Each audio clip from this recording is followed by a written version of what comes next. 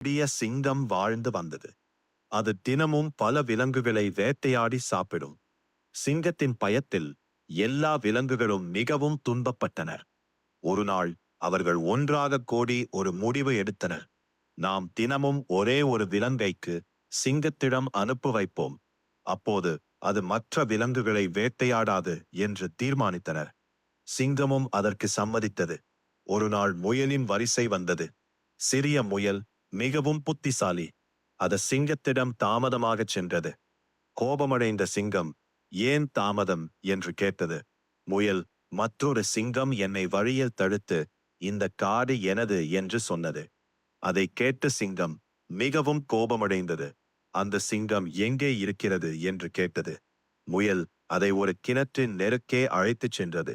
சிங்கம் கிணற்றுக்குள் பார்த்தபோது தன் பிரதிபலிப்பை பார்த்தது. அதை மற்றொரு சிங்கம் என்று